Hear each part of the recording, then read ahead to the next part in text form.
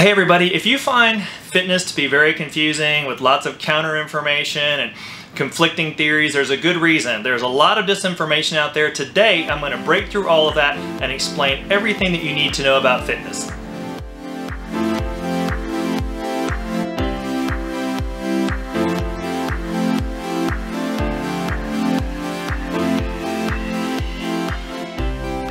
This is probably not the most important video that I'm going to share with you, but it is sort of a cornerstone. This video is not going to discuss fitness quite as much as it is about food consumption and dealing with your calories and so on. But fitness is an adjunct to being healthy, and it is an important part of anybody's life if you want to last a long time and have good energy. So we are going to include some fitness in our weight loss challenge. So I thought I would start with day one discussing some principles of fitness, some misconceptions about fitness, and some flat out lies about fitness. So let's start with the lies, because by far lies are the greatest part of fitness in the world today in a commercial sense. So let's start with a couple of things. So one is, if you read Instagram or social media, you'll see a lot of people out there that are influencers that are doing a bunch of silly exercises, and they say that they're certified in this and certified in that, so they think that they're qualified to give you advice basically about being fit. So the bottom line, the takeaway from that is, and I'm going to tell you something that's going to be hard to hear, but that is about 90% of the things that you'll see in terms of fitness and instruction on social media is absolutely 100% useless. Alright, so a lot of people are going to hate me when I say that, but that is the truth, so let me tell you a little bit about why. Not that long ago, maybe 10 or 12 years ago, a couple of associations came out. The most notable is ACE and NASM. So these are two regulatory bodies that certify personal trainers. All right, so the problem with that is that pretty much anyone can become a certified personal trainer. In fact, one of my clients who is wildly obese and out of shape is a certified trainer. So there are people that will tell you that if you can't do something, teach it. In fitness, that is absolutely 100% wrong. So in my personal opinion and from my experience, if you're not getting instruction from someone who has actually done an athletic achievement of some sort, you are wasting your time, because they do not know the dedication it takes, they do not know the personal commitment that it takes, they don't know anything except what they read in some textbook. Now, getting back to the ACE and the NASM certification process, let me explain a little bit of the backstory on that. So NASM is basically a National Association of Sports Medicine or something like that. So the people that created this NASM personal training certification, their background is in sports medicine. Most of the things that those people are learning in school are in relation to getting people ambulatory once again after an accident. Let's say someone shatters their ankle in a skiing accident. They go to a physical therapist in order to become active again, to get mobility back in their joints and so on. That's great if you're trying to rehab a joint or trying to do something where you can become ambulatory again, but a lot of the things that are related to that have nothing to do with your overall fitness. So when you hear things like core and you hear words like stability, you can pretty much be assured that whoever's using that language has been indoctrinated by these NASM theories on fitness and athletics. Balancing on a Bosu ball, standing on one foot when you're exercising, doing one-legged exercises in a general sense, or one-arm exercises, or holding one arm still while you exercise another one, these are gym-related exercises, are generally useless, all right? So that is the sad truth, but that is the fact. In the gym where I train, there's a lot of these NASM indoctrinated style trainers, most of them, and I can tell you this, that literally none of their clients ever look any different. They never change, because the type of stress they put in their body doesn't do anything. So Instagram is not a trainer. If your trainer is a NASM certified or ACE certified trainer who is not an athlete or has not accomplished much athletic in their lives or doesn't have that great of a physique, ignore everything that they say. So that will help you right there. You can cut a lot of the BS out right there by just understanding those basic ideas. Let's talk about what fitness is all about. Fitness and getting healthy in terms of your strength and conditioning is really just based on a few elemental things. The most notable is overload and recovery. So those are the most important aspects of any kind of fitness regimen. Let me explain what that means.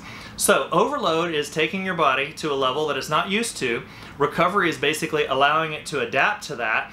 and then you go and overload and recover again. And that is basically the definition of fitness.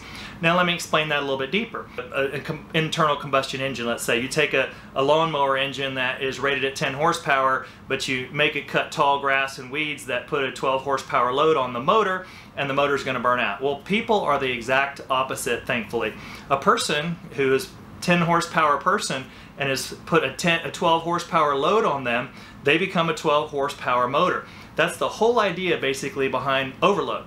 So you want to push your body to adapt to something and then give it time to recover.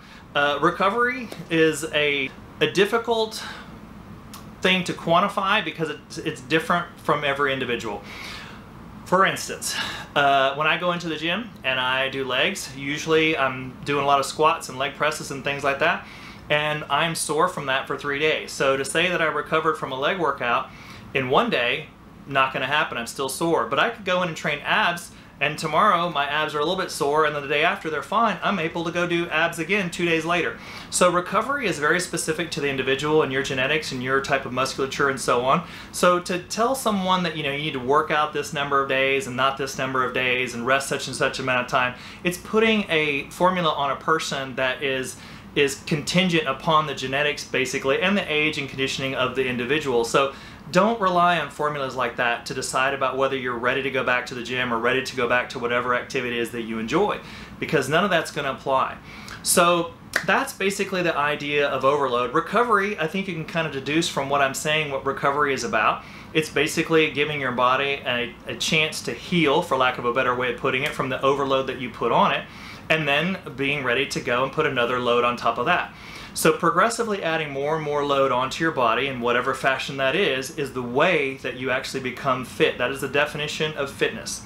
So let's talk a little bit about how you're going to become fit, because the most important part about that, in my opinion, is picking some activity that you will do that you can improve upon and that you will not quit. So I thought a lot about how I was going to go about this, how I was going to instruct people to work out. Should I give them a workout every week, as part of this challenge? Should I tell them to do XYZ number of push-ups and sit-ups or running or whatever it is? And I just decided that it's really not the right way to approach it. The way to approach your fitness is to pick something that you like. First of all, it needs to be something that you like. You need to pick a sport, whether it's tennis, whether it's running, whether it's cycling, motocross, kart racing, bodybuilding. Those are the things that I like to do. So I enjoy those things. I've been in the gym now for over 40 years. I still like to go. But you have to find something that's interesting to you. And with the caveat that whatever it is that's interesting, it also has to be enough stress on your body that it actually creates fitness. If you love golf, let's say, and you decide that you want to golf, and that's going to be your exercise, it's not going to put enough of a load on your body that you're probably going to get in better condition. Another example, let's say, would be gardening. So you like to pick plants and do weed pulling and put new flowers in and so on. It's just not something that you go, today I'm going to plant 12 flowers because yesterday I planted 10. You're not going to really improve yourself by planting more flowers, let's say. So those are things that don't really create enough overload. So if you're going to have fitness as part of your healthy lifestyle changes, you need to pick something that you can create consistency with and overload with on a regular basis. You have to overload and recover, overload and recover. So if you're playing tennis, let's say, you're going to try to run faster, you're going to try to recover more balls, you're going to try to serve faster. If you're a runner, you're going to try to run farther, run faster, whatever it is, do sprints or whatever. If you're a cyclist like I am, you're going to try to raise your average speed per ride. So that's something I'm always doing, and it's extremely difficult to raise your ride speed even 1 mile an hour over, say, 2 hours worth of riding. That's a significant jump. But you have to be in the mindset of overload, overload, overload, recovery, okay? So if you want to improve yourself physically, that is basically the process by which you do it. Another thing I'd really like to go over is genetics. This is a cruel and unfair thing about the way God made us, but basically we all have different genetics. Some people, it's easier for them to stay thin, some people it's not. Whatever. Some people have great legs, some people have strong arms, like Arnold Schwarzenegger, for instance, had these amazing arms that are probably some of the greatest in history, but it's really, function, of course, of his hard work, but without the foundation of him having the right parents to create that, he would never have had those arms. So you have to understand that your genetics are going to create certain limitations and certain skills that will affect basically how good that you can get at any individual sport or athletic endeavor. Try to have peace with that. It's not that big of a deal if you're not going to become a professional athlete, if you're not the best. For instance, I cannot run or throw anything. I cannot catch a ball for pardon my French. I cannot do anything that has to do with a stick and a ball, and except maybe a little bit of tennis. But I'm really good with motorsports, and I'm really good at individual things. Like, for instance, I was a good skateboarder when I was a kid. I raced BMX bikes when I was a kid.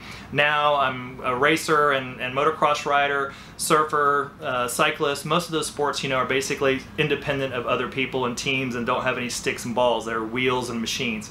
I can do those things, and I'll stick with them. So if you want to do well with your fitness, this is the overview. Don't think of Instagram as your trainer, because it is not. Most of the people I see on Instagram really don't know what they're talking about. They're cute girls that are young and they have a nice body, or young men who are also young and just have some good genetics and so on. You know, I'm not saying that they don't do any working out, but to act like that, you know, doing these one leg, one arm push-ups and holding a dumbbell while you're curling another one, these stupid things, they're not going to do anything. Those people's bodies were largely a gift from God, and, you know, don't pay attention to that style of training. So that's one. Overload and recovery is the other one. Pick something that you like. Don't quit. Be consistent. Keep doing this thing over and over and over. There's no reason to start something and quit. So if you can manage those elements, basically, you can be fit. So those are basically the principal ideas behind fitness and how it works. So that's really all I have to say about that. So tomorrow we're going to go over some other fun stuff. A lot of these videos are going to deal with the psychology of dealing with change, and there's going to be a lot of practical videos coming up as well, but a lot of what I'm going to talk about has to do really with what's going on in here, because your mind is the most important part of any kind of fitness or weight loss program by far. You have to have the right mindset for it, and 50 videos from me may not ever affect that, but I'm going to try. But I'm going to try to help you see like why fitness is good for you, why being healthy is good for you, and so on. So hey, if you liked today's video, which I hope you did, I know you did, so why don't you just go ahead and subscribe, alright? So the button to subscribe is below. Please click that. If you have a comment that you want to make, I'll do my best to answer all your comments. You're welcome to comment below. And I hope you enjoyed this video, and tomorrow is day 2. So we'll be back tomorrow with more great information.